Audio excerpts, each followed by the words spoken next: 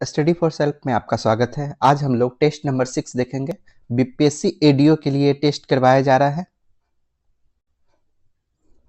और इसका जो है इससे पहले 7 नंबर तक का टेस्ट जो है डाल दिया गया है।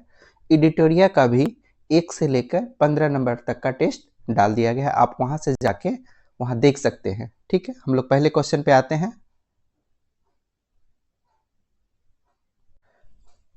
क्वेश्चन है, ब्लैक होल का परिचय सर्वप्रथम किसके द्वारा दिया गया था? तो ये आंसर क्या हो जाता है इसका? एस चंद्रशेखर के द्वारा ब्लैक होल का सर्वप्रथम परिचय दिया गया था। एक्चुअली में क्या है कि ब्लैक होल को दूरबीन से भी नहीं देखा जा सकता है तथा इसका गुरुत्वाकर्षण क्षेत्र इतना अधिक शक्तिशाली होता है कि वो प्रकाश का पूर्ण अवशोषण कर लेता है। ठीक है, तो एस चंद्रशेखर ने सर्वप्रथम इससे परिचय करवाया था। और ये देखिए रॉबर्ट वैगनर, तो रॉबर्ट वैगनर को भी समझना जरूरी है, इसलिए कि रॉबर्ट वैगनर और उससे पहले जॉर्ज लेमेंतेयर को समझिए। जॉर्ज लेमेंतेयर जो थे, लेमेंतेयर, ये ब्रह्मांड का जो सामान्य सिद्धांत जो था, बिग बैंग सिद्धांत, इसके विषय में प्रतिपादन किसने किया था? जॉर्ज लेमेंतेयर ने। वेगनर ने इसकी विस्तृत व्याख्या की थी। तो बिग बैंग सिद्धांत पूछा गया जा चुका है एग्जाम में कि बिग बैंग सिद्धांत किसने दिया था? तो लेमेंतेयर ने। अब विस्तृत व्याख्या किसने किया था? बिग बैंग सिद्धांत किसने दिया था? लेमेंतेयर ने। अब विस्तृत व्याख्या किसने किया था? वैगनर ने। जबकि कोपरनिकस ने यह बताया था कि हमारा सौर मंडल जो है उसके केंद्र में क्या है? उसके केंद्र में सूर्य है। बस इतना ही याद रखना है। 2 नंबर, सौर मंडल से संबंधित निम्नलिखित कथनों पर विचार कीजिए। सर्वाधिक गर्म ग्रह कौन सा है? बुध। गलत है। सर्वाधिक गर्म ग्रह क्या हो जाता है? शुक्र हो जाता है। ठीक है। न्यूनतम द्रव्यमान वाला ग्रह कौन सा है? शनि। ये न्यूनतम द्रव्यमान वाला ग्रह शनि। और सर्वाधिक द्रव्यमान वाला ग्रह बृहस्पति। तो सर्वाधिक द्रव्यमान वाला ग्रह तो आपको क्या है? बृहस्पति। सही है, लेकिन न्यूनतम द्रव्यमान वाला ग्रह आपको शनि नहीं है। ठीक है, शनि नहीं है। यहां क्या हो जाना चाहिए? आपको बुध हो जाना चाहिए, बुध।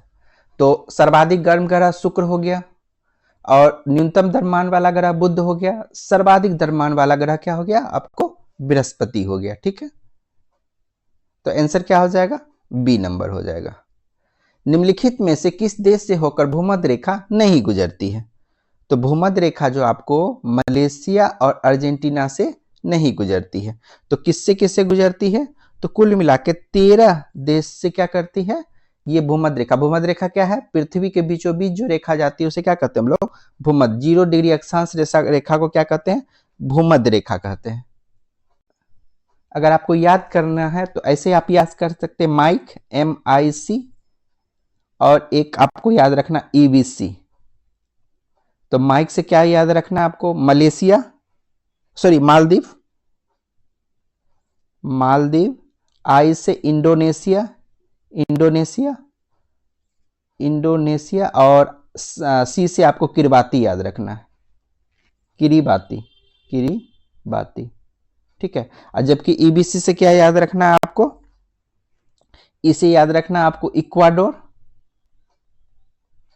बी से याद रखना आपको ब्राजील, और सी से याद रखना है आपको कोलंबिया। ठीक है, 6 देश हो गया आपको, इक्वाडोर, ब्राजील और कोलंबिया। यहां MIC से आपको मालदीव हो गया, इंडोनेशिया हो गया और किरीबाती हो गया। 6 देश आपको याद हो गया। उसके बाद देखिए, ये तो EBC और माइक याद रखिएगा, MIC। लेकिन आप और जो बचा हुआ देश है उसको कैसे याद करना है? तो इस तरह से हम लोग याद कर सकते हैं। इसको एक कविता टाइप का हम लोग बना के याद रख सकते हैं। देखिए ऐसे, सोमालिया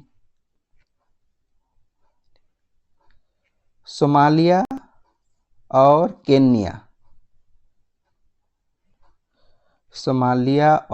केन्या, के गेंदबाज होता है ना, तो हम लोग डॉ यहां पर लिखेंगे, गेंदबाज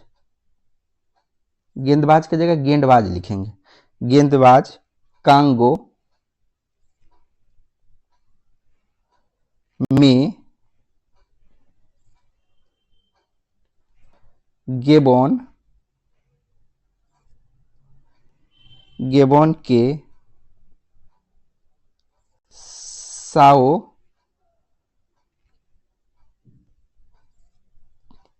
साओ प्रिंस के साथ खेल रही थी। इस तरह से तो सोमालिया से सोमालिया हो गया, केन्या से केन्या हो गया, गेंदबाज जो है ना यहाँ पे इससे हो गया आपको युगांडा, कांगो हो गया यहाँ पे, यहाँ गेबोन हो गया, यहाँ पे आपको क्या हो गया साओ प्रिंस हो गया, साओ प्रिंस। और बस इतना ही याद रखना, एक सोमालिया, दूसरा केन्या, तीसरा युगांडा, चौथा कांगो, पांचवा गेबन और छठा साओ प्रिंस। ठीक है, तो इस तरह से क्या हो जाएगा कि आपको याद हो जाएगा। ठीक है, तो आंसर क्या हो गया आपको, यहाँ पे मलेशिया और अर्जेंटीना आपको नहीं आया इसमें, तो मलेशिया अर्जेंटीना 1 और 4 हो जाएगा, 1 और 4, थोड़ा ज़्यादा समय लग गया यहाँ पे, आप स्किप कर सकते हैं, इसे भगा के आगे बढ़ा सकते थे। 4 नंबर पर प्रधान मध्याह्न रेखा और विषुवत रेखा जिस स्थान पर एक दूसरे को काटती है वह स्थान निम्नलिखित में से किस महासागर में स्थित है। ये आपको कहाँ पे है, अटलांटिक महासागर में स्थित है। अटलांटिक महासागर के गिनी की खाड़ी, अटलांटिक महासागर के गिनी की खाड़ी में ये क्या करती है, प्रधान मध्याह्न रेखा और विषुवत रेखा एक दूसरे को काटती है। ठीक है, तो प्रधान 0 डिग्री देशांतर रेखा जो है ना, 0 डिग्री देशांतर रेखा, देखिए विषुवत रेखा 0 डिग्री, देशांतर रेखा जो 0 डिग्री होता है उसी को क्या कहते हैं हम लोग, प्रधान मध्याह्न रेखा कहते हैं। इसे ग्रीनविच रेखा भी कहा जाता है। विश्व के विभिन्न देशों में समय की गणना इसी रेखा के द्वारा की जाती है।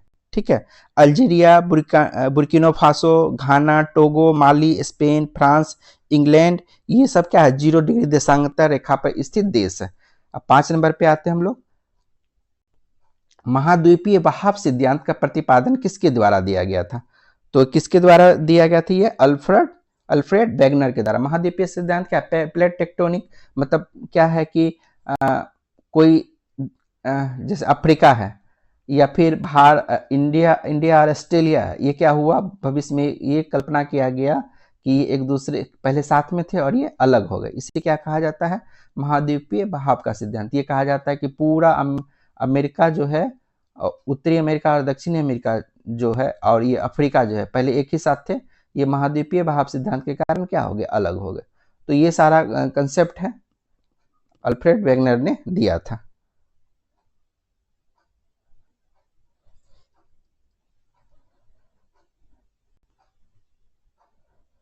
छह नंबर, हाँ, पिरेनीज पर्वत निम्नलिखित में से किन दो देशों के बीच स्थित है।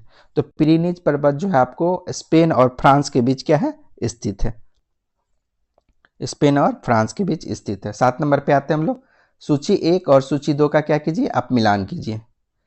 तो सूची 1 और सूची 2 का क्या करना है, मिलान करना है। तो यहाँ पे देखिए मेसेटा का पठार, आटाकामा मरुस्थल, डाउन्स घास का मैदान, फुजियामा ज्वालामुखी। तो आसान से मारना शुरू करते हैं।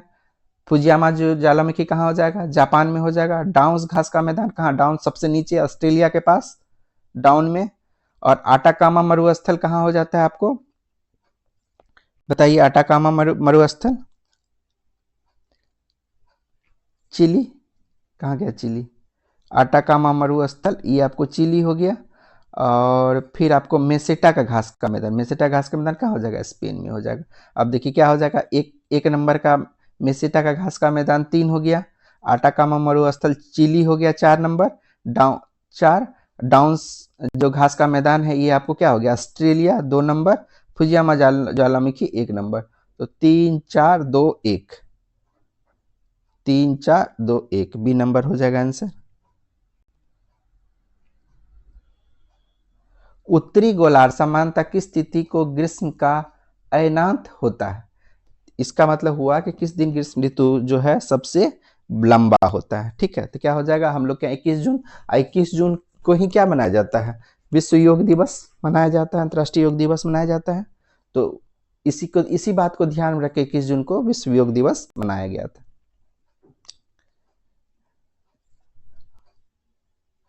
21 जून। और क्या होता है, एक होता है आपको,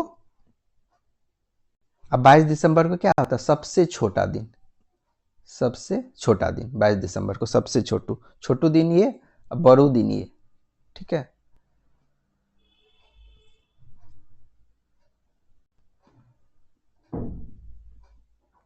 अब देखिए यहाँ पे सूची 1 और सूची 2 का क्या करना है, आपको मिलान करना है।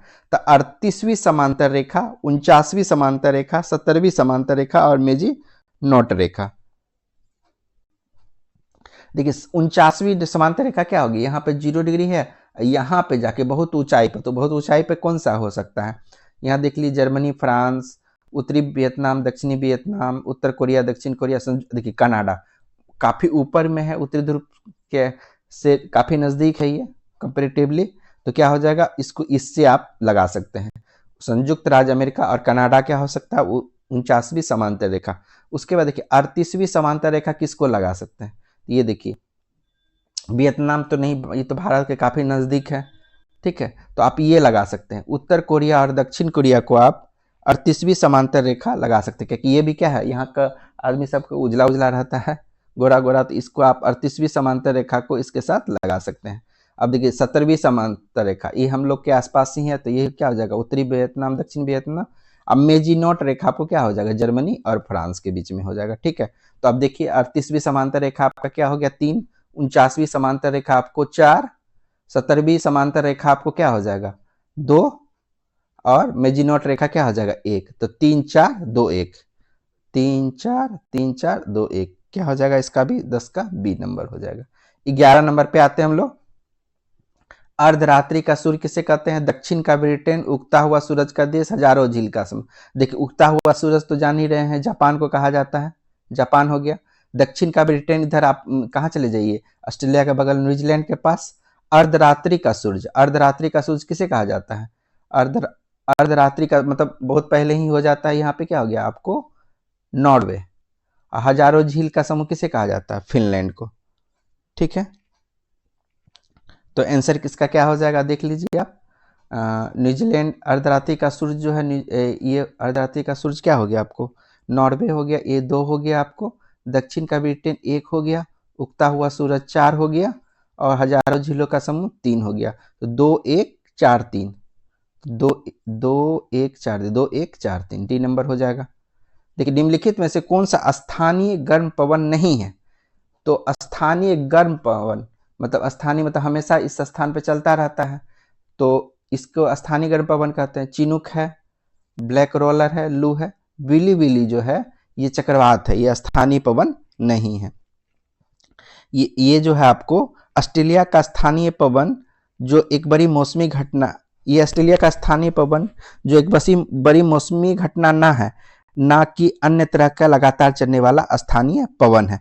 एक्चुअली में क्या है ना कि ये चक्रवात है, ऑस्ट्रेलिया में चलने वाला चक्रवात को ही क्या कहते हैं, विली विली कहते हैं। जबकि चिनूक, ब्लैक रोलर, ये लूप क्या है आपको, स्थानीय पवन है। 12 नंबर पे आते हैं हम लोग, 13 नंबर पे। चक्रवात का संबंध निम्नलिखित में से कौन सा कथन सत्य है। चक्रवात में एक चीज याद रखिएगा, निम्न दाब का केंद्र होता है। केंद्र क्या होता है, निम्न दाब का होता है। जब निम्न हो जाएगा तो क्या होगा, उच्च दाब से निम्न दाब की तरह हवा बहेगी, तो अंदर की तरह हवा क्या होगी, आएगी। इसलिए घूम घूम के कहा, नीचे अंदर आ जाती है। इस तरह से घूमते घूमते घूमते अंदर आती है।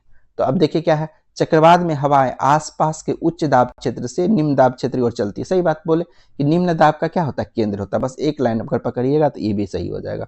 उत्तरी गोलार्ध में चक्रवात हवाओं की दिशा कि घड़ी के सुई के विपरीत दिशा में, सही बात है, घड़ी के सुई के, देख रहे हैं ना, घड़ी ऐसे चलता है, हम लोग कैसे घुमा रहे थे, ऐसे घुमा, घड़ी के सुई के विपरीत दिशा में चलती। कब, कहाँ, उत्तरी गोलार्ध में, हम लोग के तरफ। एक चक्रवात का केंद्र अत्यंत निम्न दाब का होता है और बाहरी किनारों पर तुलनात्मक रूप से उच्च दाब होता है। वही बोले केंद्र क्या होता है, निम्न दाब का केंद्र होता है। चक्रवात का संबंध साफ आसमान और बारिश ना होने से होता है, गलत है। चक्रवात जब आता है तो आंधी तूफान आता है, बहुत वर्षा होता है। अब प्रति चक्रवात में आसमान क्या हो जाता है, साफ हो जाता है। तो ये आपको क्या हो गया, गलत हो गया। यहाँ वर्षा क्या होना चाहिए, बहुत तेज होना चाहिए। तो आंसर क्या हो गया, डी हो जाएगा, क्योंकि पूछ रहा है, सत्य नहीं पूछ रहा है, ठीक है। 14 नंबर पे आते हैं हम, निम्नलिखित में से कौन सा कथन सत्य नहीं है? नील नदी विश्व की सबसे लंबी नदी है, बिल्कुल सही है। नील नदी क्या है? विश्व की सबसे लंबी नदी है। और ये कहां से निकलती है? विक्टोरिया झील से निकलती है और भूमध्य सागर में जाके गिर जाती है। अब देखिए, मर्रे और डार्लिंग नदियां ऑस्ट्रेलिया में बहती है, तो इसमें भी कोई दिक्कत नहीं है। अमेजन नदी अटलांटिक महासागर में गिरती है, ये इसमें भी कोई दिक्कत नहीं है। डेन्यूब यूरोप की सबसे लंबी नदी है, नहीं, वोल्गा। वोल्गा क्या है? यूरोप की सबसे लंबी नदी है। वोल्गा यूरोप की क्या है? सबसे लंबी नदी है। तो आंसर आपका नहीं पूछा जा रहा है, तो क्या मार के निकल जाइएगा? डी नंबर मार के निकल जाइएगा। सूची 1 और सूची 2 का मिलान कर दीजिए। बैकाल है, ग्रेट स्लेब झील है, आयर है, चिल्का। चिल्का तो हमारे भारत में, फटाक से मार दीजिए, 2 नंबर यहाँ हो गया आपको। अब देखिए, ग्रेट स्लेब झील कहाँ पे होगा? आपको कनाडा में होगा, तो क्या हो जाएगा? 3 मार दीजिए। अब आयर आपको कहाँ पे? ऑस्ट्रेलिया में, 1 नंबर। अब बेकाल तो सब जानते हैं रूस में होता है, 4 नंबर। तो 4 3 1 2 क्या हो जाएगा? 4 3 1 2, 4 3 1 2। ठीक है, इस तरह से बना सकते हैं। 16 नंबर, लाल सागर एवं फारस की खाड़ी दोनों के लाल सागर तथा फारस की खाड़ी दोनों को स्पर्श करने वाला विश्व का एकमात्र देश है, उसका क्या नाम है? विश्व का एकमात्र क्या सऊदी अरब है या संयुक्त अरब अमीरात है? तो सबसे बड़ा देश इसमें कौन सा पड़ जाता है आपको? तो सबसे बड़ा देश जो है आपको संयुक्त अरब अमीरात हो जाता है। ठीक है, सबसे बड़ा देश कौन सा हो जाता है? सऊदी अरब सबसे बड़ा देश हो जाता है। तो यही क्या कर सकता है? दोनों के साथ टच हो सकता है। बड़ा है तो इधर से टच हो गया, इधर से कुछ इस तरह से टच हो गया। लाल सागर एवं फारस की खाड़ी दोनों को स्पर्श करने वाला विश्व का एकमात्र देश कौन है? सऊदी अरब है। ये क्षेत्रफल की दृष्टि से दक्षिण पश्चिमी एशिया का सबसे बड़ा देश है। और क्या कहते हैं, यहीं पर मक्का मदीना के लिए लोग जो जाते हैं ना, तो यही सऊदी अरब ही जाते हैं। ठीक है। 17 नंबर, प्रमुख नदियां और उसके तट पर स्थित देश से संबंधित निम्नलिखित कथनों में कौन सा सम्मिलित नहीं है? Shanghai, Yangtze Kiang, Paris Seine, Rome Tiber, Montreal, Volga. तो मॉन्ट्रियल जो है ये आपको कनाडा का एक प्रमुख शहर है, जहां पे कौन सा नदी बहती है? सेंट लॉरेंस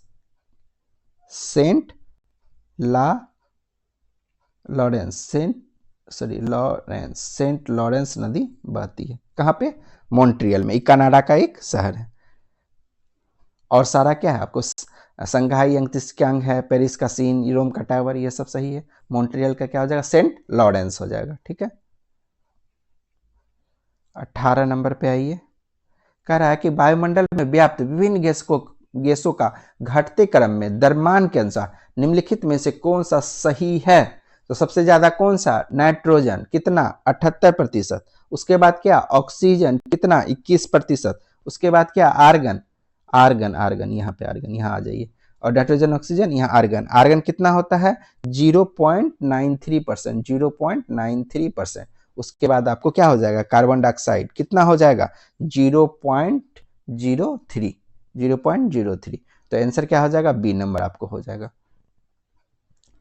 19 नंबर, आइनू नामक जनजाति निम्नलिखित में से किस क्षेत्र से संबंधित है?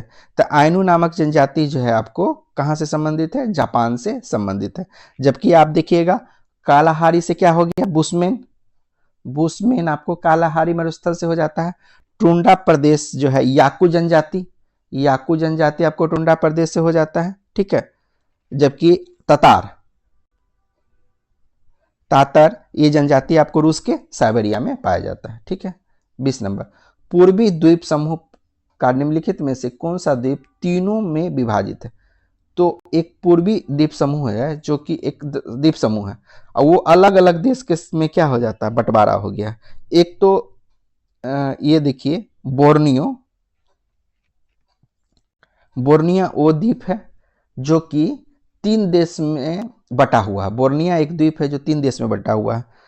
तो ये क्या है? बोर्निया विश्व का तीसरा सबसे बड़ा द्वीप है। एक चीज याद रखिएगा, क्वेश्चन पूछा जाता है, विश्व का तीसरा सबसे बड़ा द्वीप क्या है? बोर्नियो है। और ऐसे देखिएगा तो बोर्निया कहाँ किसके किस में विभाजित है? तो तो बोर्निया जो आपको है ब्रुनई, एक तो बोर्निया है तो ब्रुनई होगा ही, ब्रुनई हो गया। दूसरा आपको इंडोनेशिया हो गया, इंडोनेशिया हो गया। और तीसरा आपको मलेशिया हो गया। तो मलेशिया, इंडोनेशिया और ब्रुनई के बीच में क्या है, ये बोर्नियो द्वीप क्या है, बटा हुआ है आपको, ठीक है। और विश्व का सबसे बड़ा द्वीप पूछेगा तो ग्रीनलैंड मारिएगा। विश्व का दूसरा सबसे बड़ा द्वीप पूछेगा तो न्यू गिनी मारिएगा। तो सबसे बड़ा हो गया आपको ग्रीनलैंड, दूसरा हो गया आपको न्यू गिनी, और तीसरा पे ब्रुनई आ जाता है। ब्रुनई किसके साथ बटा हुआ है, Brunei, bryonia, Borneo, Brunei, Indo और माले, मतलब मलेशिया, इंडोनेशिया। माले मतलब मलेशिया ही होगा। उत्तरी अमेरिका का नियाग्रा जलप्रपात किन दो झीलों के बीच स्थित है? तो नियाग्रा जलप्रपात जो है वो आपको ओंटारियो और ईरी झील के में है। कहाँ, ओंटारियो और ईरी झील, ये कहाँ पे है आपको, ये आपको कनाडा और अमेरिका के सीमा के आसपास है। ये सब झील जितना 5 जो है मीठे पानी का झील जो है उसी में से आता है, जैसे मिशिगन, हुरॉन, ये सारा झील उसी के अंतर्गत आता है। नियाग्रा नदी जो है वो सेंट लॉरेंस नदी की एक सहायक नदी है, और ये संयुक्त राज्य अमेरिका, न्यूयॉर्क और कनाडा, ओंटारियो के बीच की सीमा निर्धारित करती है। अब देखिए 22 नंबर पे आ जाइए। पक्षी के पंजे की आकृति वाला डेल्टा का निर्माण निम्नलिखित में से किस नदी के द्वारा होता है? तो ये क्या हो जाता है, मिसिसिपी नदी के द्वारा होता है। तो क्या है, इस आकृति के डेल्टा का निर्माण नदी के निक्षेप के जमाव के कारण, जैसे नदी कुछ बहा के लाई और यहाँ फैला दी, इसी से क्या हो जाता है, पक्षी के पंजे जैसी आकृति का क्या हो जाता है, निर्माण होता है। मिसिसिपी नदी इटास्का झील से निकलती है तथा मेक्सिको की खाड़ी में गिरती है। ये उत्तरी अमेरिका की सबसे लंबी नदी है। मिसिसिपी उत्तरी अमेरिका की क्या है, सबसे लंबी नदी, वेरी इंपॉर्टेंट। 23 नंबर पे आ जाइए। भूमध्य सागरीय जलवायु की प्रमुख विशेषता निम्नलिखित में से क्या है? तो भूमध्य सागर जो है, भूमध्य सागर के आसपास का जो जलवायु होता है भूमध्य सागरीय जलवायु कहते हैं। किसी भी महाद्वीप का पश्चिमी भाग जो होता है वो भूमध्य सागरीय जलवायु से संबंधित होता है। और इसमें क्या होता है, सबसे बेस्ट चीज में याद रखिए कि वर्षा के समय में हल्की बारिश होगी और गर्मी जो है शुष्क बना हुआ रहेगा। तो शीत ऋतु में वर्षा, यही तो क्या है इसका प्रमुख चीज है। ये आपको भूमध्य सागर के तटीय भाग दक्षिणी इटली, दक्षिणी फ्रांस और यूनान, कैलिफोर्निया आदि में क्या होता है, ये पाया जाता है आपको। और भूमध्य रेखा के दोनों ओर 30 से 40 डिग्री अक्षांश के मध्य महाद्वीपों के पश्चिमी भाग में भूमध्य सागरीय जलवायु का क्या होता है, विस्तार होता है। यह जलवायु प्रदेश के रसीले फलों के उत्पादन के लिए विश्व प्रसिद्ध है। इस जलवायु को विश्व के बगानों की भूमि के नाम से जाना जाता है। तो हम लोग आ जाते हैं 28 नंबर पे। देखिए 6 degree channel, 8 degree channel, 9 degree channel, 10 degree channel, ये सारा क्या है, इंडिया के आसपास का चैनल है, ठीक है। अब इधर यहां देख सकते हैं 10 डिग्री चैनल तो कई बार याद कर चुके हैं, है ना। 10 डिग्री चैनल आप कई बार याद कर चुके होंगे। तो ये क्या है, आपको अंडमान और निकोबार के बीच स्थित है। और क्लियर देखिएगा तो लघु अंडमान और कार निकोबार के बीच है। तो ये मान लीजिए लघु अंडमान और कार निकोबार आपको एक हो गया। अब यहाँ पे देखिए अगर आप 10 डिग्री पे गए तो उससे नीचे क्या हो जाता है, 9 डिग्री चैनल हो जाता है। तो 9 डिग्री चैनल जो है आपको ये आपको मिनिकॉय और लक्षद्वीप के बीच है। कहाँ, मिनिकॉय और लक्षद्वीप, 9 डिग्री मिनिकॉय और मिनिकॉय मिनिकॉय और लक्षद्वीप, ये हो जाएगा, मिनिकॉय और लक्षद्वीप के बीच में। 8 डिग्री चैनल जो है ये आपको मालदीव और मिनिकॉय के बीच में है। मालदीव और मिनिकॉय के बीच में क्या हो जाएगा, 8 डिग्री चैनल। और 6 डिग्री चैनल जो है वो ग्रेट निकोबार और सुमात्रा के बीच में, ग्रेट निकोबार और सुमात्रा। तो ये 2 हो गया 6 डिग्री चैनल, ग्रेट निकोबार और सुमात्रा इंडोनेशिया में पड़ता है। और 8 डिग्री चैनल आपको क्या हो गया, मालदीव और मिनिकॉय, 3 नंबर हो गया। और 9 डिग्री चैनल क्या होगा, मिनिकॉय और लक्षद्वीप, तो 4 नंबर हो गया। तो नीचे देखिए है ना, 6 डिग्री पहले आ जाएगा हम लोग का क्या है, लघु अंडमान, और ये देखिए क्या कहते हैं, ग्रेट निकोबार और सुमात्रा, हम लोग अंडमान और निकोबार नीचे है। तो उसी से जो मैच करेगा तो कौन सा हो जाएगा, सुमात्रा मतलब इंडोनेशिया हो जाएगा। 6 डिग्री इसलिए नीचे 6 डिग्री। उसके बाद 8 डिग्री पे अगर आप आते हैं तो 8 डिग्री में क्या मैच कर जाएगा, मालदीव और मिनिकॉय। तो मालदीव हो जाता देश और हम लोग का मिनिकॉय। तो 8 डिग्री हो गया।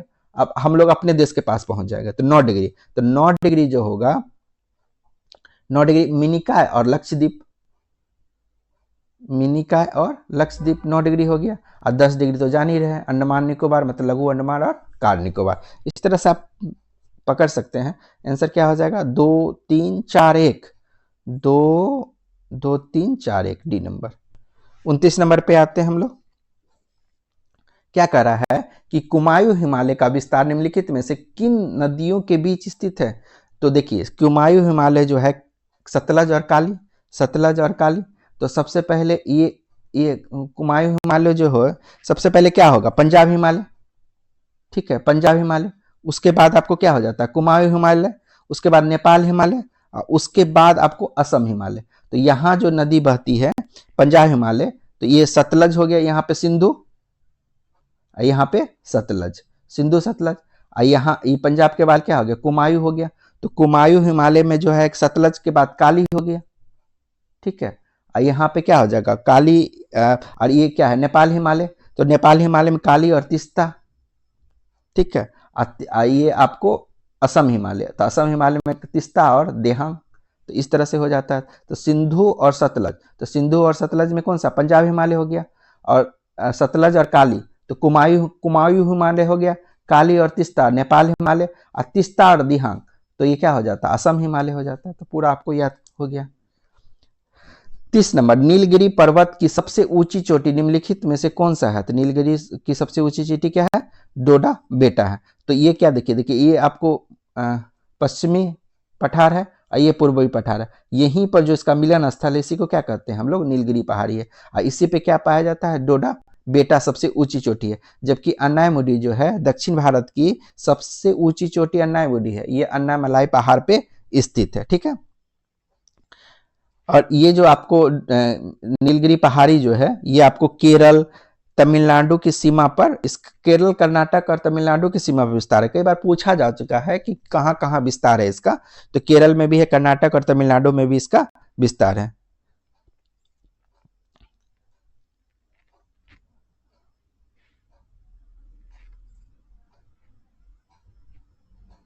अब ये देखिए 31 नंबर, किन नदियों के संगम को रुद्रप्रयाग के नाम से जाना जाता है। तो रुद्रप्रयाग का एक ऐसे ही याद किया जाता था पहले कि देव भाग गया, देव भाग गया, रुद्र मंद पर गया, रुद्र बंद पर गया, कर्ण, कर्ण जो है पी लिया, कर्ण क्या किया पी लिया, और तो देव भाग गया। तो देव भाग गया मतलब क्या हो गया देव प्रयाग, देव प्रयाग भागीरथी नदी। तो अलकनंदा सब में रहता है, अलकनंदा आप देखिएगा सब में रहेगा, अंतर उसके अगला में पड़ जाता है। तो देव भाग गया तो भागीरथी नदी क्या हो जाएगा देव प्रयाग, ठीक है। अब देखिए कर्ण क्या हो गया पी लिया, तो पिंडार हो गया यहाँ पे, तो अलकनंदा तो सब में रहता है तो कर्ण प्रयाग हो गया। ये पिंडार रहेगा तो कर्ण प्रयाग मारिएगा।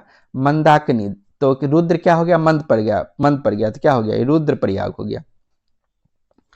और ये जो है धोली, तो विष्णु जो है विष्णु वो उसको धो दिया गया, तो विष्णु को धो दिया गया तो क्या हो गया विष्णु प्रयाग हो गया धोली से।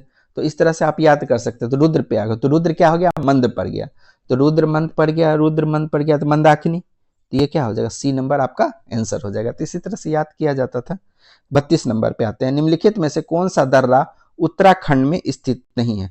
तो उत्तर कुछ देने के लिए आपको नीति अपनाना पड़ेगा, ठीक है, लिखना पड़ेगा लिपुलेख, ठीक है। नीति को क्या करना पड़ेगा मानना पड़ेगा। तो नीति माना लिपुलेख ये सब जो है उत्तर देने के लिए ये सब इंपॉर्टेंट है। तो ये सब उत्तराखंड में पाया जाता है। तो लिपुलेख उत्तराखंड में पाया जाएगा, माना उत्तराखंड में, नीति और रोहतांग दर्रा क्या है वो हिमाचल प्रदेश में है। अब जब जाइएगा ऊटी मनाली तो सॉरी मनाली जब जाइएगा तो मनाली जाने पर आपको क्या होगा कि वहां से आपको बोलेगा कि रोहतांग जाइएगा तो वहां पे आपको बर्फ मिलेगा, तो रोहतांग लेके जाएगा। तो रोहतांग कहाँ आपको हिमाचल प्रदेश में है, ठीक है। 33 नंबर पे आते हैं हम लोग। तो 33 नंबर के भारत की नदियों में, भारत की नदियों से संबंधित निम्नलिखित कौन सा कथन सत्य नहीं है। 33 नंबर। तो चंबल यमुना की सहायक नदी है, क्या सही है? बिल्कुल सही है। नर्मदा, माही, साबरमती नदियां खंबात की खाड़ी में गिरती है। जल के बहाव की दृष्टि से सिंधु की सबसे बड़ी सहायक नदी चीनाब नदी है। दक्षिण भारत की सही बात है। दक्षिण भारत की सबसे लंबी नदी क्या हो जाता है आपको? कृष्ण, गलत, कृष्णा नहीं, गोदावरी। दक्षिण भारत की सबसे बड़ी नदी क्या है? गोदावरी। और ये इसका क्या हो जाता है? 1465 किलोमीटर हो जाता है, जबकि कृष्णा का जो है वो 1400 किलोमीटर होता है। कृष्णा का 1400 किलोमीटर होता है। तो दूसरी सबसे लंबी नदी कह सकते हैं, लेकिन सबसे लंबी नदी क्या है? गोदावरी है। ठीक है। और ये ऊपर सही है, तीनों सही हो गया आपका। सिर्फ आपका डी नंबर क्या हो गया? गलत हो गया। तो आंसर क्या होगा? नहीं ही पूछ रहा होगा, सत्य नहीं पूछ रहा होगा। ठीक है। अब देखिए, अब यहां पे आ जाइए, फिर मिलान कीजिए। तो सूरज कुंड, सूरज कुंड कहां पे है? दीपोर बिल कहां पे है? लोनार कहां पे है? कोलेरू कहां पे है? तो अब इस तरह से कोशिश करिए। कोलेरू कहां पे आपको लग रहा है? देखिए, आसानी से कोलेरू पकड़ सकते हैं। दक्षिण भारत का नाम है कोलेरू, तो आंध्र प्रदेश को लगा दीजिए। लोनार, लोनार तो सब जानता था, महाराष्ट्र में था। ठीक है। अब आपका बच गया सूरज कुंड। सूरज कुंड मेला जो है कहाँ लगता है? हरियाणा में लगता है। और दीपोर, दीपोर तो नाम से पता चलता है कि असम में। तो आंसर आपका क्या हो जाएगा? 34 नंबर था ना, 34 का बी हो जाएगा। बी नंबर 3142 देख लीजिए। 3142 है ना, 3142। तो कोलेरू आपका 2 पे गया, 2 पे गया। लोनार आपका 1 पे 4 पे गया, 4 पे गया। दीपोर आपका 1 पे गया, 1 पे गया। सूरजकुंड आपका 3 पे गया, 3 पे गया, हरियाणा। बिल्कुल सही। शिवसमुद्रम जलप्रपात किस नदी पर स्थित है? तो शिवसमुद्रम जलप्रपात आपको कावेरी नदी पर स्थित है। कहां पे है? कावेरी नदी पर स्थित है। तो बूढ़ा घाट जलप्रपात कहां पे है? बूढ़ा घाट झारखंड में, बूढ़ा नदी पे। और ये आपको नर्मदा पे कौन सा जलप्रपात है? धुआंधार जलप्रपात है। ठीक है। निम्नलिखित में से कौन सा कथन सही नहीं है? अल नीनो एक समुद्री जलधारा है जो पेरू के तट पर प्रकट होती है। लगता तो सही है। ठीक है। अल नीनो भारतीय मानसून को कमजोर करती है। सही बात है। अल नीनो घटना प्रतिवर्ष घटित होती नहीं, प्रतिवर्ष घटित होता तो प्रतिवर्ष ना कमजोर कर देता हम लोग के मानसून को। लेकिन कभी कभी सुनते होंगे, न्यूज में आता है कि इस बार अल नीनो प्रबल है, मानसून क्या होगा कि कम वर्षा होगा। तो कभी कभी 2-3-4 साल में इस तरह का घटना घटता है, तो इसलिए ये हर वर्ष वाला ही गलत होगा। ला नीनो भारतीय मानसून को मजबूत करती है। हाँ, अल नीनो कमजोर करती है और ला नीना मजबूत करती है। तो आंसर क्या हो जाएगा आपको? सी नंबर ही सही होगा। तो अल नीनो जलधारा जो है वो प्रतिवर्ष नहीं बल्कि सामान्यतः 2 से 7 वर्ष के अंतराल पर पूर्वी प्रशांत महासागर के पेरू तट के समीप क्या होती है? विकसित होती है। ठीक है। जबकि लाल नीनो की दशाएं इस हमेशा जो है ये आपको मदद करती रहती है। किसको? भारतीय मानसून को। कोलेडम परियोजना किस राज्य में स्थित है? तो कोलेडम परियोजना आपको कहां पे है? हिमाचल प्रदेश में है। कोलेडम जल विद्युत परियोजना ये हिमाचल प्रदेश के सतलज नदी पे क्या है? स्थित है। ठीक है। सतलज नदी पर स्थित, याद रखिएगा, सतलज नदी।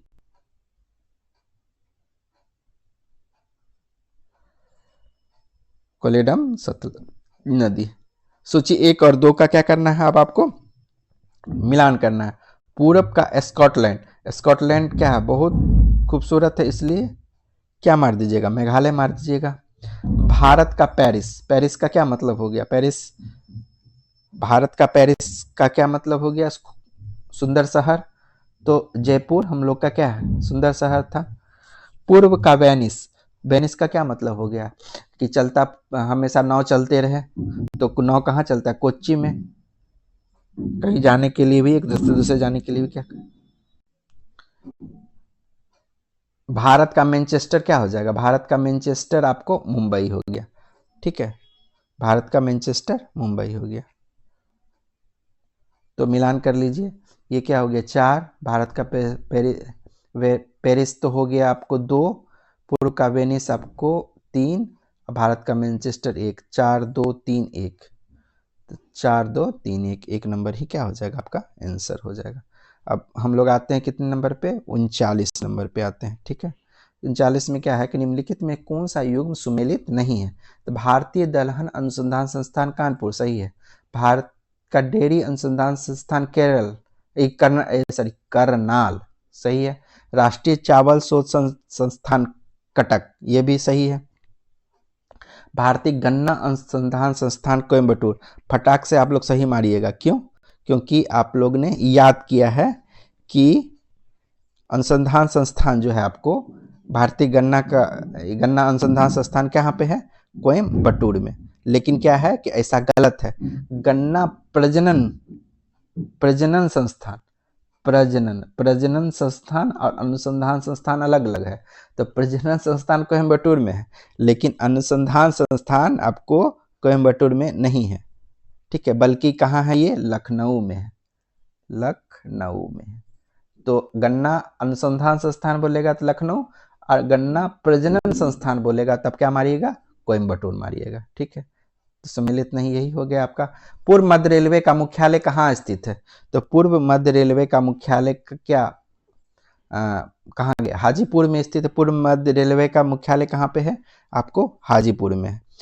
तो इसमें देख लीजिए, उत्तर मध्य रेलवे पूछेगा तो क्या मारिएगा? प्रयागराज, ठीक है। दक्षिणी मध्य रेलवे पूछेगा तो क्या मारिएगा? सिकंदराबाद। पश्चिमी मध्य रेलवे पूछेगा तो क्या मारिएगा? जबलपुर। तो इस तरह से चारों मध्य रेलवे हमने बता दिया आपको। भारत का उत्तर दक्षिण पूर्व पश्चिम सुपर हाईवे कॉरिडोर या गलियारा जिसे कहते हैं, किस स्थान पर मिलता है? तो किस स्थान पर मिलता है? आपको झांसी में मिलता है। कहां पे? झांसी में मिलता है।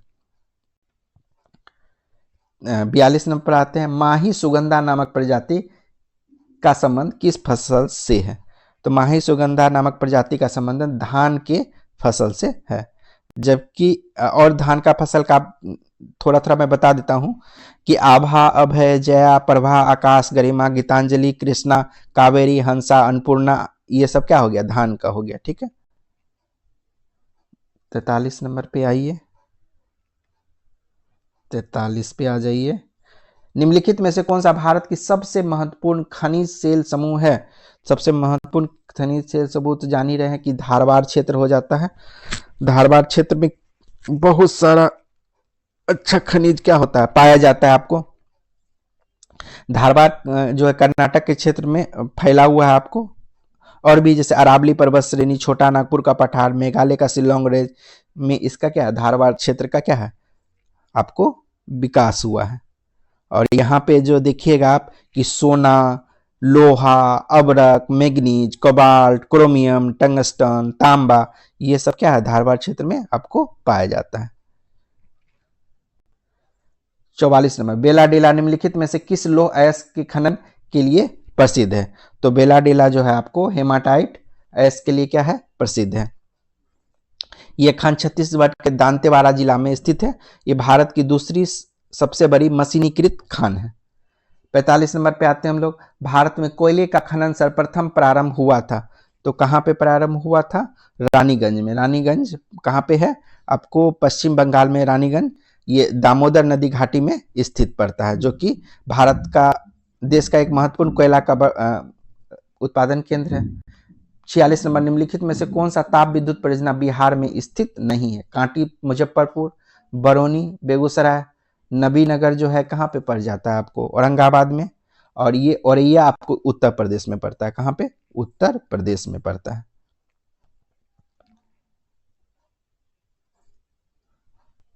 सूची 1-2 का मिलान करते हैं। काकरापारा, रावत भाटा तो सबको पता था कि शुरुआत में रावत भाटा ही आया था, तो राजस्थान हो गया। काकरापारा भी सबको पता होता है, कहाँ? गुजरात में। नरोरा आपको उत्तर प्रदेश, और तारापुर तो सबको पता है महाराष्ट्र में। तो क्या आंसर हो जाएगा इसका? डी नंबर आंसर हो जाएगा। अब आते हैं हम लोग अगले क्वेश्चन पे, जो है 48 नंबर। तो 48 नंबर में कह रहा है कि निम्नलिखित में से कौन सा सही सुमेलित है पूछा जा रहा है, ठीक है। कि राणा प्रताप जल विद्युत परियोजना गंगा नदी पे, गांधी सागर पर जल विद्युत परियोजना गंगा नदी पे, गलत है। गांधी सागर नहीं है। राणा प्रताप सागर जल विद्युत परियोजना नर्मदा नदी पर, नहीं, गलत है। इंदिरा सागर जल विद्युत परियोजना, इंदिरा सागर जल विद्युत परियोजना नर्मदा नदी पर स्थित है, ये सही है। इंदिरा सागर जल विद्युत परियोजना कहाँ है? इंदिरा सागर जल विद्युत परियोजना नर्मदा नदी पर स्थित है, सही बात है। जवाहर सागर जल विद्युत परियोजना चंबल नदी पर स्थित है। देखिए, गांधी सागर जल विद्युत परियोजना, राणा प्रताप सागर जल विद्युत परियोजना और जवाहर सागर जल विद्युत परियोजना, ये तीनों ही चंबल नदी पर स्थित है। किस पे हो गया? जवाहर सागर जल विद्युत परियोजना और गांधी सागर जल विद्युत परियोजना और राणा प्रताप सागर जल विद्युत परियोजना, ये तीनों परियोजना जो है आपको कहां पे है? चंबल नदी पर स्थित है। जबकि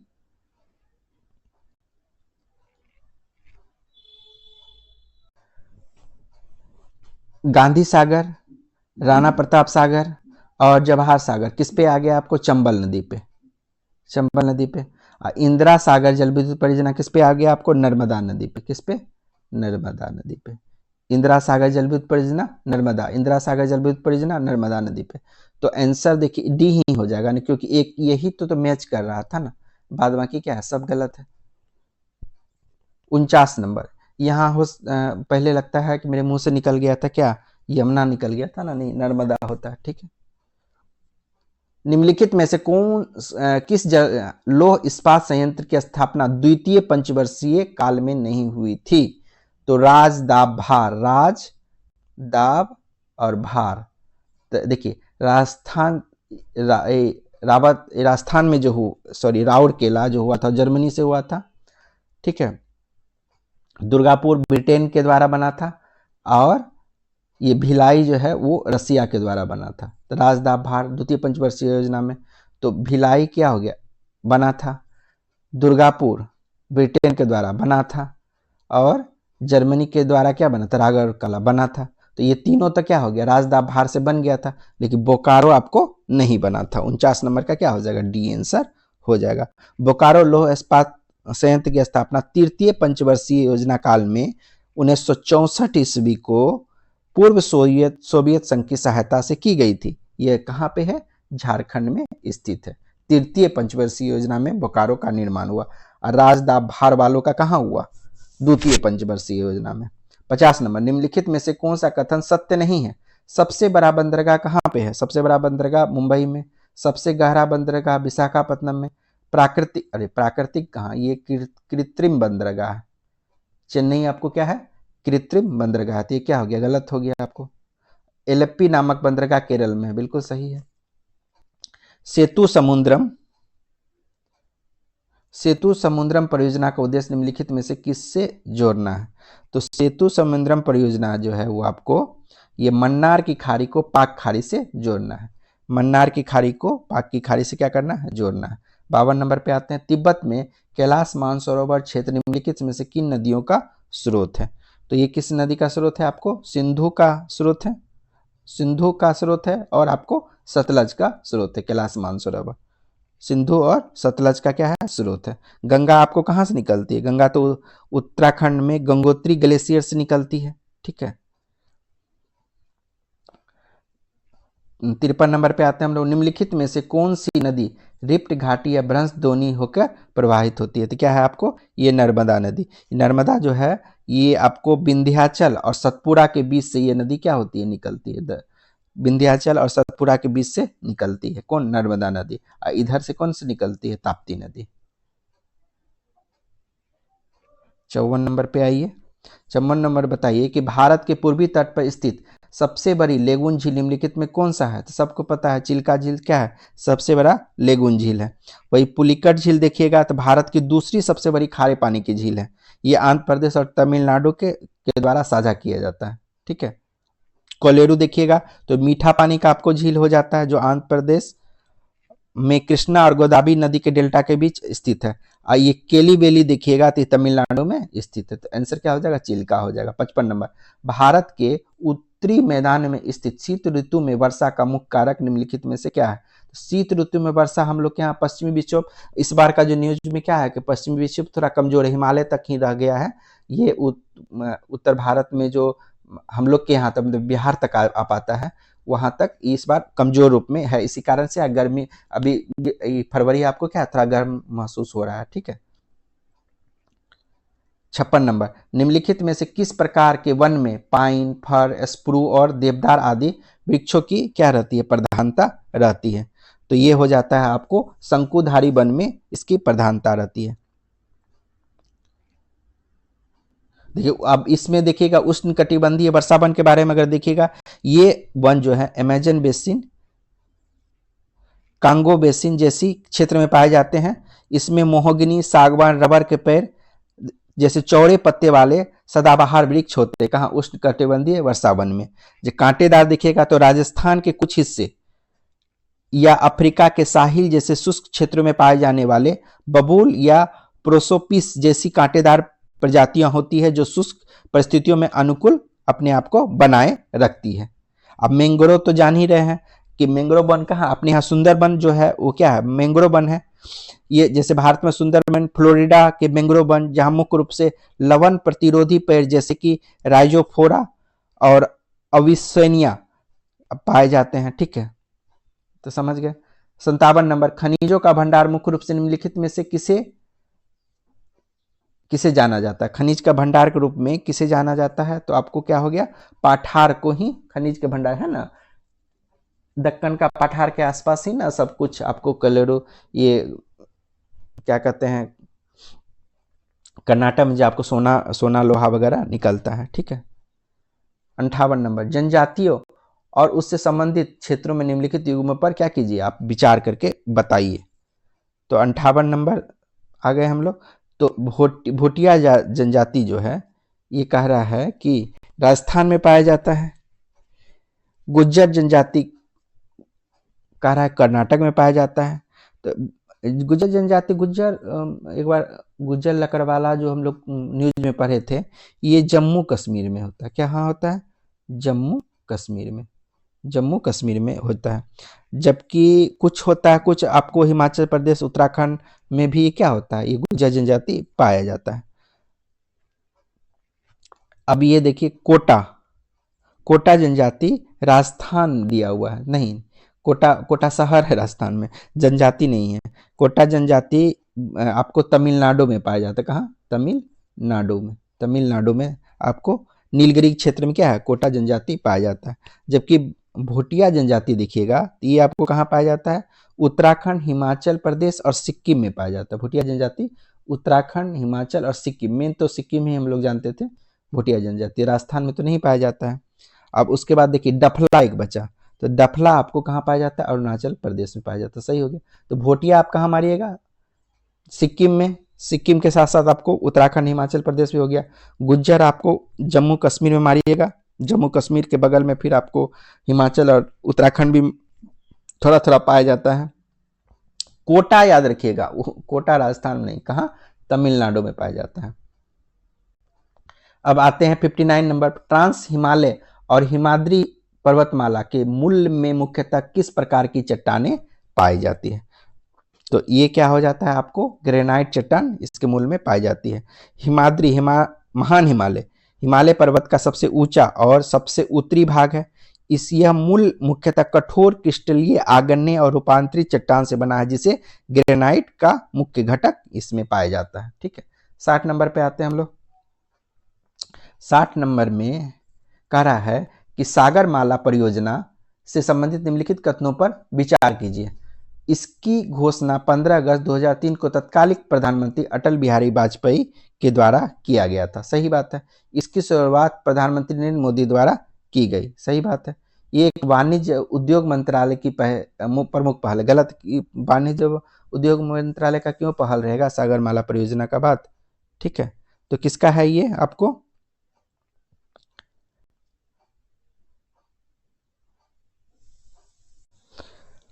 पतन, पोत, परिवहन एवं जलमार्ग मंत्रालय की ये प्रमुख पहल है। पतन, पोत एवं जलमार्ग मंत्रालय की ये प्रमुख पहल है। तो ऑप्शन में ऐसे रहेगा तो फटाक मार ही दीजिएगा। तो आंसर क्या हो जाएगा, 1 और 2 हो जाएगा। अब 61 नंबर पे आ जाइए। 61 नंबर पे कह रहा कुई, कुंडा, झालर, टंका आदि जल संरक्षण संरचनाएं निम्नलिखित में से किस भाग में पाई जाती है? तो ये कहाँ पाई जाती है? पश्चिमी भारत में पाई जाती है। ठीक है। 62 नंबर, निम्नलिखित में से कौन सा कथन सत्य नहीं है? टोडा जनजाति नीलगिरी में निवास करती है। सही है। उसके बाद कह रहा है कि सरहुल त्योहार मुंडा, उरांहो आदि जनजातियों से संबंधित है। बिल्कुल सही है, झारखंड में मनाया जाता है। भारत की सबसे बड़ी जनजाति गोंड है। नहीं, भारत की सबसे बड़ी जनजाति गोंड नहीं, क्या है? भील है। तो ये आपको क्या हो गया? थारू जनजाति उत्तराखंड में निवास करती है। सही चीज है।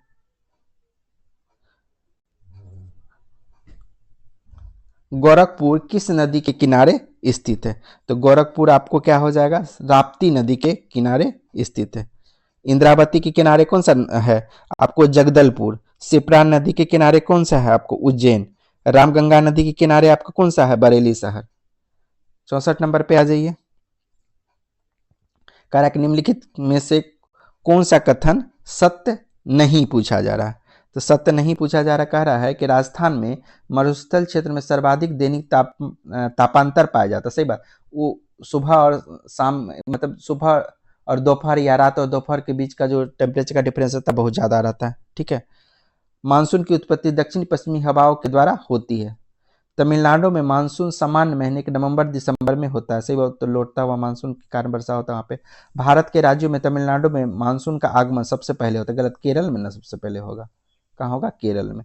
तो आंसर क्या हो जाएगा? यहाँ आपको डी नंबर हो जाएगा। तो बहुत हल्का क्वेश्चन था।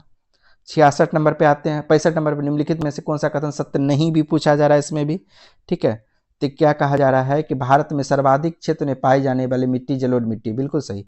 अम्लीय मिट्टी में कृषि योग्य बनाने हेतु चूने का प्रयोग। अम्ल है तो चूना को क्या करना? क्षार मिला दिया जाता है। चाय के बागानों में क्षारीय मिट्टी सर्वाधिक उपयुक्त होती है। नहीं, चाय अम्लीय मिट्टी में होता है। कहाँ पे? अम्लीय मिट्टी में। तो ये क्या होगा? आंसर आपका गलत है। लेटराइट मिट्टी का विकास उच्च ताप एवं भारी वर्षा वाले क्षेत्र में पाया जाता है। सही बात है। अब आ जाइए 66 नंबर पे। उष्ण कटिबंधीय वन, कच्छ वनस्पति, कच्छ वनस्पति का वनस्पति मार्ग, सुंदरवन, पतझड़ वन और शंकुधारी वन। शंकुधारी वन तो आपको कहाँ मानना पड़ेगा? हिमाचल प्रदेश मानना पड़ेगा। और क्या कहते हैं, अब रह गया आपको पतझड़ और उष्ण कटिबंधीय वन। तो पतझड़ कहाँ? राजस्थान मार दीजिए। और उष्ण कटिबंधीय वन कहाँ मार दीजिए? साइलेंट वैली मार दीजिए। तो आंसर क्या हो जाएगा आपको 66 का? देख लीजिए। 3, इसका 3 लगा दिए। कच्छ का आप कहाँ लगा दिए? 1 लगा दिए। पतझड़ आप कहाँ लगा दिए? राजस्थान लगा दिए 2। और शंकुधारी वन तो हिमाचल प्रदेश 7। तो 3 1 2 4, 3 1 2 4, सी नंबर आंसर हो जाएगा आपका। अब देखिए, भारत में प्रथम कृषि विश्वविद्यालय की स्थापना कब हुई? तो भारत में प्रथम कृषि विश्वविद्यालय की स्थापना 1960 ईस्वी में हुई। देश में प्रथम कृषि विश्वविद्यालय की स्थापना भारत के प्रथम प्रधानमंत्री पंडित जवाहरलाल नेहरू द्वारा 17 नवंबर 1960 ईस्वी को उत्तराखंड, उस समय उत्तर प्रदेश पड़ता था, कि पंतनगर में उत्तर प्रदेश कृषि विश्वविद्यालय के नाम से बनाया गया। लेकिन बाद में क्या किया गया? इसका नाम गोविंद बल्लभ पंत कृषि एवं प्रौद्योगिकी विश्वविद्यालय कर दिया गया। अभी कहाँ पे है? ये उत्तराखंड में है। 68 नंबर, निम्नलिखित में से कौन सा युग्म सही सुमेलित नहीं है? हरित क्रांति खाद्यान्न उत्पादन, लाल क्रांति टमाटर एवं मांस का उत्पादन, पीली क्रांति तिलहन, पीली तिलहन, सरसों क्या होता है? पीला होता है ना। तो सरसों, पीली क्रांति तिलहन। सही बात है, सही हो गया। सरसों पीला होता है। गोल क्रांति सरसों नहीं, गोल क्रांति आलू हो, आलू, गोल क्रांति आलू। तो कौन सा सम्मिलित नहीं है? यही हो जाएगा। 69 नंबर पे आते हैं हम लोग। 69, भारत में गेहूं खरीफ फसल है। ठीक है, गेहूं खरीफ है, गेहूं रबी फसल है ना, गेहूं रबी फसल है। भारत में सर्वाधिक गेहूं उत्पादक राज्य उत्तर प्रदेश। सही बात है।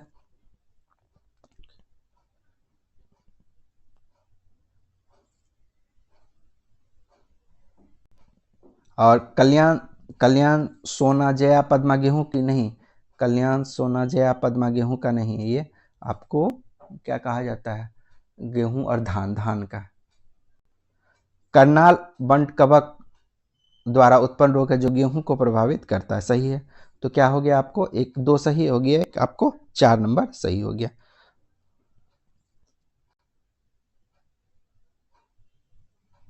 अब आते हैं हम लोग कितने नंबर पे, 70 नंबर पे आते हैं हम लोग। जनगणना 2011 में से संबंधित निम्नलिखित कथनों पर विचार कीजिए। बिहार की जनसंख्या भारत की कुल जनसंख्या का 8.60% है। ठीक है, बिहार का जनसंख्या घनत्व 1106 प्रति वर्ग किलोमीटर, सही बात है, प्रति व्यक्ति वर्ग किलोमीटर। बिहार में सर्वाधिक जनसंख्या वृद्धि वाला जिला गोपालगंज नहीं, सबसे कम है गोपालगंज में, गोपाल में एक्चुअली सबसे कम है। सबसे ज्यादा आपको मधेपुरा याद रखिएगा, 2011 की जनसंख्या के साथ मधेपुरा। तो आंसर आपको क्या हो जाएगा, यहाँ पे कौन सा सही पूछा जा रहा है ना, कथनों विचार कीजिए कौन सा सही है। तो 3 गलत हो गया, तो 1 2 आपका क्या हो जाएगा, सही हो जाएगा।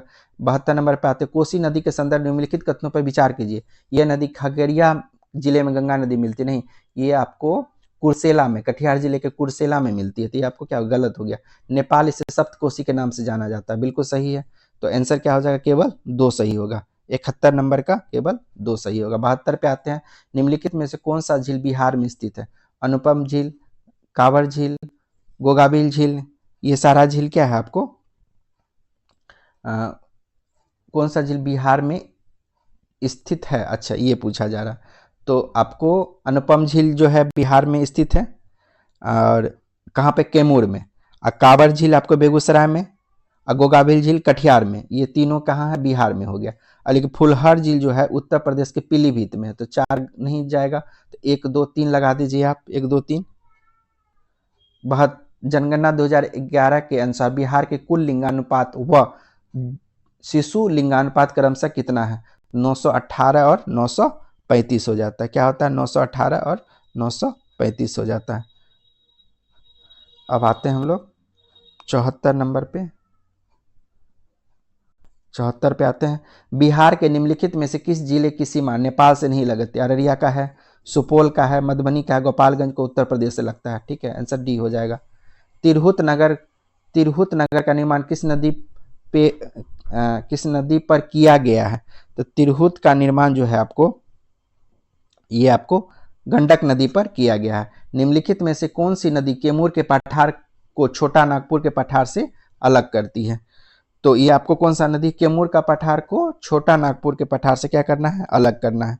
तो आंसर क्या हो जाएगा, सोन नदी। सोन नदी जो है आपको, ये कहाँ से निकलती है, अमरकंटक की पहाड़ी से निकलती है, उत्तर पूर्व दिशा में बहती हुई दानापुर के समीप हरदही छपरा गांव में ये गंगा नदी में क्या हो जाती है, मिल जाती है। कह रहा है कि बिहार में स्थित जल विद्युत परियोजना के संबंध में निम्नलिखित में कौन सी परियोजना का जिला युग्म गलत है। तब सीधे कोसी कहाँ से पश्चिम चंपारण में होगा, कोसी उधर आपको कटिहार पूर्णिया ये सब में चलता है ना कोसी नदी, ये कहाँ, मधेपुरा सहरसा ये सब कोसी नदी है। तो पश्चिम चंपारण कहाँ से होगा, सीधे यही गलत हो गया। ठीक है, और सब क्या होगा इसका सही है। बरौनी ताप विद्युत केंद्र की स्थापना कब हुई थी। तो बरौनी ताप विद्युत केंद्र की स्थापना आपको जो है 1960 ईस्वी में हुई थी। ठीक है, और बिहार का कुल क्षेत्रफल कितना है। तो बिहार का कुल क्षेत्रफल जो है आपको हो जाता है 94,163 किलोमीटर हो जाता है। 80 नंबर पे आते हैं हम लोग। निम्नलिखित बिहार के निम्नलिखित में से किन स्थलों को रामसर साइट का दर्जा प्राप्त है। नागी नकटी को प्राप्त है, कांवर ताल को, गोगाबिल को, और नागी नकटी दोनों हम लोग बताए ही थे। तो ये चारों का चारा क्या हो जाता है आपको 1 2 3 4 हो जाता है। 6 रामसर साइट है बिहार में अभी तक कुल। बेगूसराय का कांवर झील, जमुई में स्थित नागी और नकटी पक्षी अभ्यारण्य, उदयपुर झील, पश्चिम चंपारण गोकुल जलाशय बक्सर, तथा कटिहार का गोगाबिल झील, ये सब क्या है, रामसर स्थल में है। 81 नंबर, हाल ही में 12वीं पुरुष एशिया कप हॉकी चैंपियनशिप का आयोजन कहाँ हुआ। तो ये कहाँ पे हुआ आपको, राजगीर में हुआ था। हाल ही में राष्ट्रीय मखाना बोर्ड का उद्घाटन कहाँ किया गया। तो ये आपको पूर्णिया में किया गया। ठीक है, कहाँ पे किया गया, पूर्णिया में किया गया। हाल ही में बिहार के मुख्यमंत्री श्री नीतीश कुमार द्वारा शुरू की गई मुख्यमंत्री महिला रोजगार योजना के तहत लाभार्थी को कितनी प्रारंभिक वित्तीय राशि प्रदान करने का लक्ष्य रखा गया है? तो आरंभिक जो है 10,000 और बाद में 2 लाख तक इसे बढ़ाया जाएगा। 84 नंबर, हाल ही में भारत सरकार के शिक्षा मंत्रालय द्वारा जारी NIRF 2025 रैंकिंग में इंजीनियरिंग श्रेणी में IIT पटना को कौन सा स्थान मिला? तो IIT पटना को कौन सा स्थान मिला? 19वां स्थान मिला, जबकि आपको NIT पटना को जो है वो 55वां स्थान प्राप्त हुआ है। 55 नंबर में 85 नंबर पे हाल ही में चर्चा में रहा पीरपैंती थर्मल पावर प्लांट परियोजना बिहार के किस जिले में स्थित है?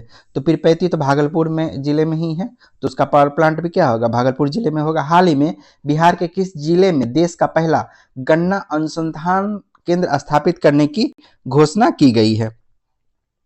तो ये जो हो जाता है आपको समस्तीपुर में।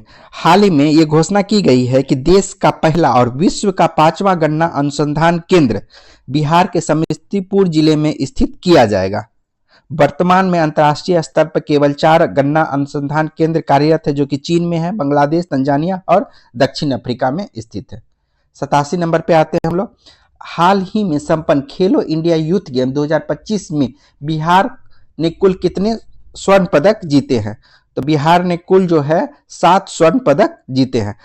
इसमें क्या है? 7 स्वर्ण है, 11 रजत है और 18 कांस्य, कुल 36 पदक बिहार ने जीते हैं। जबकि पहले स्थान पे कौन रहा था? महाराष्ट्र रहा था और इसको 158 पदक टोटल इन्होंने जीता था।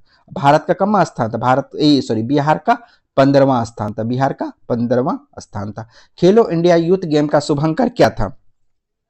तो खेलो इंडिया यूथ गेम का शुभंकर क्या है आपको? गज सिंह। और इसका आयोजन जो है मई 2025 में गया, पटना, राजगीर, भागलपुर और बेगूसराय में किया गया था। अब एक कुछ शुभंकर अगर देख लीजिएगा तो हॉकी एशिया कप जो था उसका शुभंकर चांद था। हॉकी एशिया कप का शुभंकर चांद हो गया। और महिला एशिया कप 2025 का शुभंकर गुड़िया। एशिया रग्बी अंडर 27 चैंपियनशिप का शुभंकर अशोक था। 89 नंबर पर साहित्य अकादमी बाल साहित्य पुरस्कार 2025 से किसे सम्मानित किया गया? तो बाल से पूछा जा रहा है ना, तो बाल साहित्य से मुन्नी कामत को, जबकि ये आपको नेहा मनी झा जो है इससे साहित्य अकादमी युवा पुरस्कार 2025 से सम्मानित किया गया। नेहा मुनि झा को साहित्य अकादमी युवा पुरस्कार 2025 में, जबकि मुन्नी कामत को बाल साहित्य में मैथिली श्रेणी में उनकी कहानी संग्रह चुक्का के लिए उन्हें सम्मानित किया गया। 90 नंबर, हाल ही में बिहार के किस व्यक्ति को पद्म भूषण पुरस्कार 2025 से सम्मानित किया गया? तो पद्म भूषण पुरस्कार किसे दिया गया? सुशील कुमार मोदी को। जबकि शारदा सिन्हा को पद्म विभूषण दिया गया और किशोर कुणाल और निर्मला देवी को पद्म श्री से सम्मानित किया गया। ठीक है, शारदा सिन्हा को पद्म भूषण 2025 में, किशोर कुणाल, निर्मला देवी, डॉक्टर हेमंत कुमार, भीम सिंह भावेश और विजय नित्यानंद सुरेश्वर जी महाराज को पद्मश्री से सम्मानित किया गया। 91 नंबर पे आइए। 91 नंबर में है कि शक्ति अभ्यास 2025 का आयोजन हाल ही में कहां किया गया? तो ये कहां किया गया? आपको फ्रांस में। भारत और फ्रांस के थल सेना को बीच शक्ति अभ्यास होता है, इस बार ये कहां किया गया? आपको फ्रांस में किया गया। और 92 नंबर पे आते हैं हम लोग। तो 92 नंबर में क्या दिया हुआ है कि 21 जून 2025 को आयोजित वर्ल्ड योगा डे की थीम क्या थी? तो वर्ल्ड योगा डे की थीम जो थी आपको वो है yoga for one earth one world. क्या है? Yoga for one earth one world. और 2025 के टेनिस ग्रैंड स्लैम के पुरुष एकल और महिला एकल विजेताओं से संबंधित निम्नलिखित में से कौन सा युग्म सही नहीं है? देखिए, ग्रैंड स्लैम का पूरा ग्रैंड स्लैम का पूछ लिया गया है, तो इसको आप याद कीजिएगा तो आपको सारा का सारा ग्रैंड स्लैम क्या हो जाएगा? आपको याद हो जाएगा। तो आंसर इसका क्या हो जाता है? आपको डी सम्मिलित नहीं है। यूएस ओपन नोवाक जोकोविच सर्बिया एवं मेडिसिन क्रीज अमेरिका, ये बिल्कुल सही नहीं है। यूएस ओपन नोवाक जोकोविच मेडिसिन क्रीज नहीं, बल्कि ये क्या हो जाएगा? Carlos Alcaraz. Carlos Alcaraz. और महिला का जो खिताब किसने जीता था? Ariana Sabalenka. आरियाना सबालेंका कहाँ की थी ये? स्पेन की। आरियाना सबालेंका स्पेन की। और कार्लोस अल्कराज जो है आपको,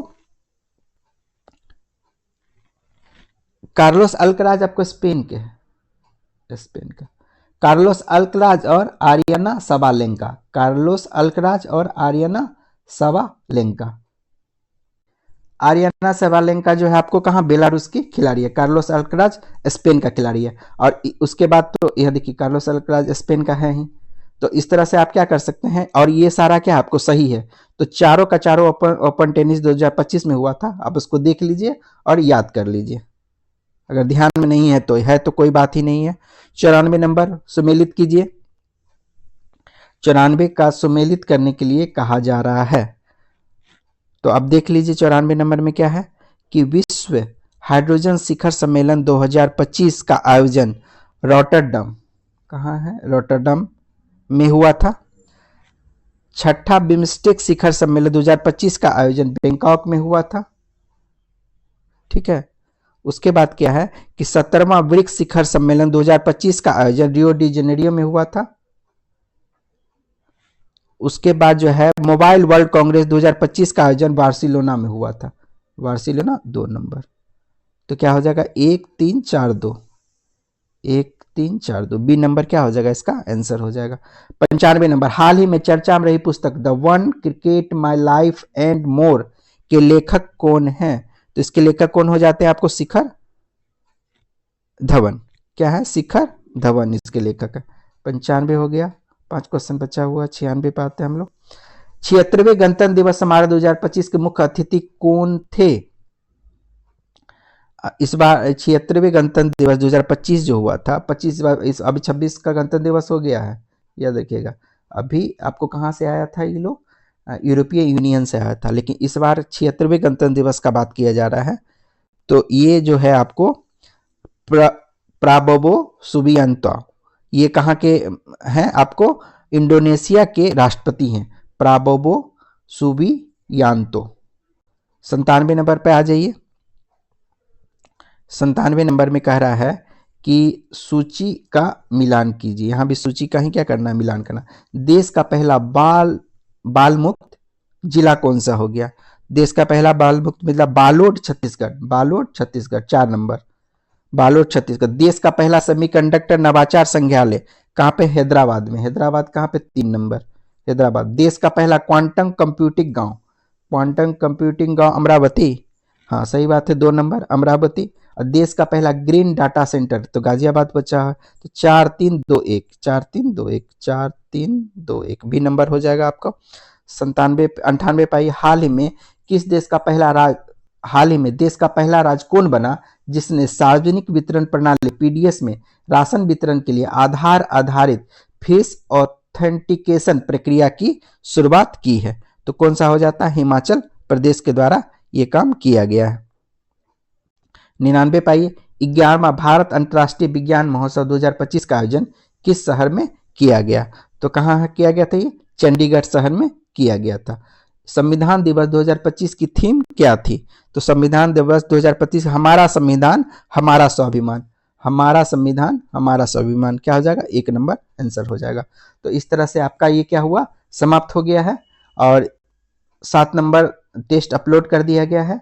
ये 6 नंबर है, इसके बाद आपको 8 नंबर भी मिल जाएगा। तो लगातार हमारे चैनल के साथ आप बने रहिए। एडिटोरिया का सेट आपको लगातार हर जगह से लाके कराते जाएगा। धन्यवाद।